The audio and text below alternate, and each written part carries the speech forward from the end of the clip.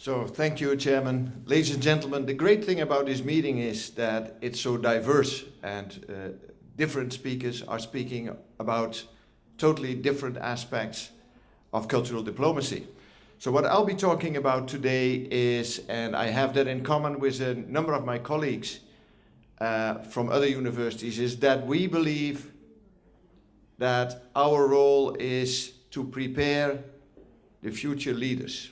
That's what universities do. So when we look at this picture here, University of Groningen, established 1614. This year we are celebrating 400 years University of Groningen. When it was established in 1614, it probably was the first university not established by a king, a pope, or another rich person. It was established by the people of the province and the city. And they could do that because the Netherlands had become independent. First republic in the world, 7 provinces, and the government of the province could establish their own university. Why? It was because they wanted to be able to train their own children to be leaders in the future. They wanted to be able to train the leaders in politics, already in those days, in business, in academia. That's what universities are for. And so what I will maintain today is that what we do is providing the world with leaders that will be willing to look at a sustainable world. And cultural diplomacy is a big part of that. So here you see some pictures of University of Groningen, and you also see our symbol for our 400th year, which is for infinity. We believe that universities will be around for infinity, not just for 400 years or the next 400 years. Now, usually it's necessary to explain where Groningen is, sometimes even where the Netherlands is. You know, it's that small country surrounded by a number of other countries that tend to be bigger. The Netherlands is, some days we are the biggest of the small countries, and other days we are the smallest of the big countries in Europe. So we can choose. And Groningen is the most northern city, and here you see a picture that shows the 13 universities, the 13 research universities in the Netherlands. The system in the Netherlands is 13 research universities, 40 universities of applied sciences, 1 open university. And I think for a country it's extremely important to have a good system. It's not so much about individual universities, it's about having a good university system. This is our system. And as a result of that, and a very strict system of accreditation, this country with 17 million people, 17th economy of the world, has universities where 12 of the 13 are in the top 200 of the world, which is quite remarkable because this is number 3 after the United States and the United Kingdom. So any ranking you go to, you will find that. And it fits with the fact that in number of articles worldwide, the Netherlands is number 14, in number of citations it's number 9, and in citations per paper it's number 2, and number 1 is not the United States, number 1 is Switzerland, another small European country, the Netherlands, number 3 is Denmark, another small European country, and only number 4 is the United States. So this is slightly different from what most people would think. Now, University of Groningen, I won't go through all of this, we have almost 30,000 students, 13% is international, but they're from 120 different countries. We have 3,850 articles in ISI, which in number of articles is number 100 of the world. Exactly number 100 of the world. So yes, it's a very big university in terms of research. And we have 3 university-wide focus areas. You know, universities are always asked, can you please focus? And we did. And we did focus on 3 areas that we believe are very important for society, and those are healthy aging, and I'll come back to it, energy and sustainability, and sustainable society. Those are university-wide focus areas. And we have some institutions that serve in the area of cultural diplomacy, which is a Confucius Institute, a Ruski Mir Institute, and also an East Asia Center. I just showed you some of the older buildings of the university, which is where mostly the humanities and faculty of law and so on, in the center of the city. These are some very modern buildings on our campus, the Groningen campus, where mostly of our science is. And this is a picture of our University Medical Center that actually often is mistaken for an airport or a casino or a hotel. We indeed get German visitors that are asking how much is one night plus breakfast, and it's very expensive. In rankings, University of Groningen, as mentioned already, we are now in our 400 years, so it's only taken 400 years, but now we are in the top 100 in all rankings, and in fact, I'm most proud of the one in the New York Times Employability Index, because that is predicting the success of our alumni. They are number 83, which means that in this index, where CEOs of big companies all around the world are being asked which universities you want to hire students from, that we are number 83. And that, in fact, is the most important. Although I also like being in the top 25 of the world in best places to work in academia. This is asking young staff, and also our international students being very happy about University of Groningen and giving it the gold medal as they do it in the Netherlands. Number of international students is rapidly increasing, so the new intake already is 21%. The students come for our programs. We have both students that are coming through exchange programs, and we have students that are coming for degrees, and they're coming for bachelor degrees, because 20 of our 60 programs, bachelor programs, are in English. All of our science programs, bachelor programs, are in English. 80 of our 120 master programs are fully in English. So it's very well geared towards international students, and therefore students from 120 different countries come. Obviously Germany number 1, our neighbor country, China number 2, Indonesia is 3, United Kingdom rapidly increasing, number 4, and countries like Romania, Bulgaria, Greece are around place 5. Now last year, 2012, we had a meeting in Groningen of ASEM, Asia-Europe meeting. As you know, the heads of state meet, the Minister of Education meet, but also every 2 years the presidents of university meet, and we had 40 presidents of universities from Asia, 35 from Europe coming together on the subject universities, businesses and you for a sustainable future. And the questions were how to educate the leaders of the future, and how can universities and business work together. And I say how, I don't say should they. They should, but how? Trends in education, we came out, was that universities should train the leaders of the future for a sustainable future by providing them academic skills. And what I mean with that is that what we should not do at universities is give our students a lot of knowledge. That's part of the process, but that's not the intention. What I find the most important thing at an academic institution is to get students that remain asking questions. The most important thing about academia is asking questions. And what we do is provide them with the skills to answer those questions. That's academic education to me. So these students, we are not preparing for one job. You know, in the past that's what we did, but that's not true, because the students will have 5 different jobs in the first 10 years. And it's not necessarily in one country. You know, as the students in Spain and Greece know full well now, is you have to be prepared to work in other countries. And in this globalized world, it's important anyway to be able to work in different countries. And finally, it's not going to be as an employee of a big company.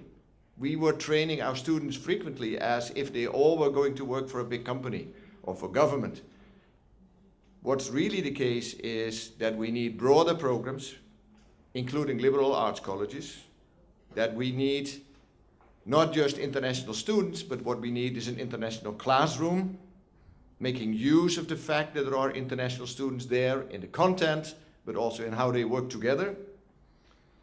They need experience abroad, and finally, they need entrepreneurship skills. And entrepreneurship is most of all attitude, most difficult thing, but attitude, you know, wanting to be entrepreneurial. And second is skills. You know, you only need to make 50% of the mistakes when you start a business. We can teach them to avoid the other 50%. And finally, it's about experience, for instance, in incubators. What do? We're going from regional and national leaders to international leaders. It's very important that many of the leaders, for instance in Africa, have studied in Western countries. And that leaders from the Arab countries have studied in Western countries. It's going from teaching to learning. It's about hard and soft skills. It's about an optimal mix between electronic learning and the on-campus experience. I won't go into that today. All of this debate about MOOCs, it's not a danger for us. But we have to look at how we can use electronic learning optimally. The international classroom I talked about already. The exchange programs, we have about 1,400 exchange students per year. So 700 in the first semester, 700 in the second semester. And our incoming and outgoing is fairly well balanced. And finally, it's going from internationalization to globalization. And globalization actually means things like dual degrees, joint degrees, so students actually not just having an exchange, but receiving part of their training in another country and part of their degree in another country. And it's also about campuses abroad. That's globalization of universities. So what we do in Groningen, we have an honors college, which is for the top 10% of our students from all faculties. They get additional courses to their primary course. In the master, there's a leadership focus. We have a university college that will start this year, or next year, I should say, in September. Liberal arts and sciences. But for us, all the examples, the focus will be on healthy aging, sustainable energy, and sustainable society, because we also believe that these are important things for this group of students, and these are also areas where we can collaborate very well with universities in other countries, businesses, and governments. And finally, entrepreneurship for all students. Particularly for students in the humanities, entrepreneurship skills are very important, because they are the ones that will find when they finish the study that frequently there is no job waiting, and you have to prepare to be entrepreneurial and start your own activity. Trends in research are contribution to major societal issues, interdisciplinary approaches, involvement of knowledge institutes, industry, government foundations, so 4 parties, not just the golden triangle. We find it very important that also the general public is involved. Stronger interaction between university and industry, fundamental questions. Not can you test this for us, but what else can you do with your raw materials? How can you create more value out of oil, out of potatoes, and other examples? And finally, of course, universities themselves will need to protect the humanities and the social sciences. Industry-university collaboration indeed is getting a lot more attention. You know, the Times, and this is not a good ranking. In fact, there is no good ranking. So this one is also terribly flawed, but what it shows is that according to this, South Korea, Singapore, but then at number 3, the Netherlands, have most interaction between universities and industries. And there's a reason for that. In the Netherlands, it's been encouraged by our government, initially through public-private partnerships in top institutes, and now by our top sector policy in 9 areas where the government is encouraging universities and industry to work together. This is just a phase. In the end, and I think it's helping us, it helps us to have good mechanisms to work with industry, for instance in patents and so on, but it also helps us in how we can work with industry. The end result should be that universities and industry come very easy together, that universities help industry to be innovative and find new applications for materials. Our 3 areas, healthy aging, lifelines, a huge biobank, and the European Research Institute on Biology of Aging. You can read here the other areas. I won't go through all of this. Sustainable society, just a few examples of what we consider programs in sustainable society. The African Biosafety Network that we do together with Michigan State University, funded by the Bill Gates Foundation. It's about preparing Africa for using genetically modified food. First, you need the regulation. and then you should start. That's what a program is about. Lifelines, the question is, there, 165,000 healthy people, the question is, what's the contribution of genetics? What's the contribution of lifestyle to health and disease? A very, very basic question, but it is very easy and good to collaborate with groups in other countries. We do that within Europe, with the United States, with Asia. So I consider that cultural diplomacy. The other question is much simpler. Why are we aging at all? You know, why is it downhill from 25 on? Because that's what it is. It is because our stem cells are aging, and we'd like to know why our stem cells are aging. The biological mechanism, we established a basic research institute. All of this is being done with support of European Union, national government, and so on. These are huge investments. You know, what I talked about, Lifelines, this biobank study is more than 100 million euro in funding. This thing is more than 40 million euro in funding. But it's meant to solve some of the very basic questions in collaboration with other institutions in the world. Energy Academy Europe, you know why? Groningen is one of the largest natural gas fields in the world still. 50 years ago it was the biggest. So we have an obligation to also work on sustainable energy.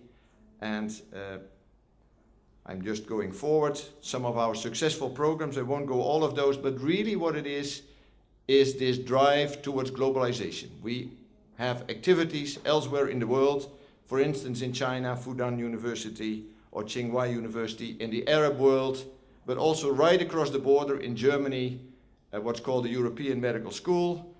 We are active in Skolkovo, the winners of the, one of the 3 winners of the first centers at Skolkovo. For us, a very big contract, $35 million. And for them a chance to quickly establish a stem cell center and so on. And finally, I thank you for your attention. This is, you know, this picture is from the island Deshima in Japan. This, of course, was being Dutch, was about being trade. We were not the preachers that time. We had to promise we would not preach. In contrast to the Portuguese, we would not preach, we would trade. But at the same time, it was also about diplomacy. It was about exchange of knowledge. Not many of you will know, but in those days, all science that came into Japan was in Dutch. There's even a word for that, rangaku. And everything they could read about Western knowledge was in Dutch. If an Englishman wanted to speak to a Japanese, they needed a Dutch translator and go in 2 steps. So I think this was a very good early example of cultural diplomacy. Thank you very much.